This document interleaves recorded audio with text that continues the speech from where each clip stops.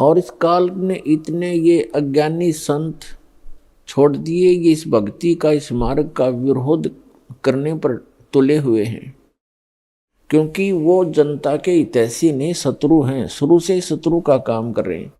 और इस मार्ग में जो बाधा कर रहे हैं परमात्मा के में, तो वो एक घोर पाप को इकट्ठा कर रहे हैं, बाद में पछताएंगे वो।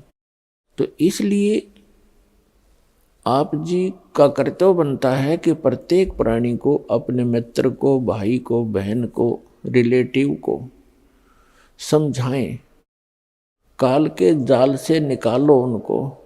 वो भयंकर दुख का सामना कर रहे हैं और इस मनुष्य जीवन को नष्ट करके आगे जो उनके ऊपर कहर टूटेंगे, वो पुण्यात्माओं अभी पता नहीं उनको। और इस परमात्मा की शरण में आने से वो हर दुख से छूट जाएंगे।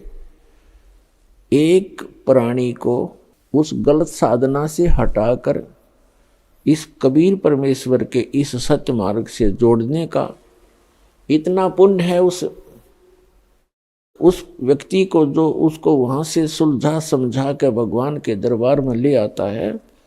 इतना पुण्य होगा जैसे करोड़ गौओं को और हत्थे में कटते हुए बचा दी जाए, करोड़ गायों को कसाई से छुटवा दिया जाए जो काटने को तैयार है।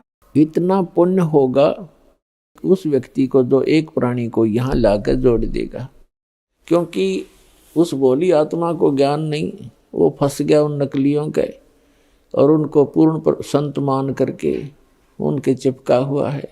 पूर्व संस्कार से चाहे उसको कोई लाभ भी हो रहा है तो वो ये सोच रहा है संत की साधना से हो रहा है। अब संत की साधना का तो इस दास के साधना से तुलना करके पता चलेगा वो ठीक है कि गलत। तो सत साधना ना करके गलत साधना करने से उस प्राणी के ऊपर भविष्य में कितने दुख होंगे। कभी पशु बनेगा, कभी पक्षी बनेगा। आप जी को दास ने बहुत बार दिखाया है महावीर जैन जी की जीवनी, उसमें वो 60 करोड़ बार तो गधा बना, 30 करोड़ बार कुत्ता। पशु योनि के भी इतने लगातार दुख भोगने पड़ते। एक कुत्ते के जीवन 30 करोड़, हाथी के जीवन 60 करोड़, गधे के जीवन 60 करोड़, और फिर जाकर के कभी कोई मानव शरीर प्राप्त होता है। तो उस पुण्यात्मा को जो यहाँ आ गया,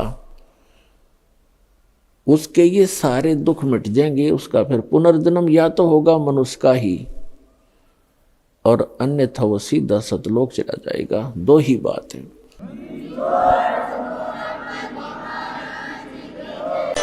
सत सही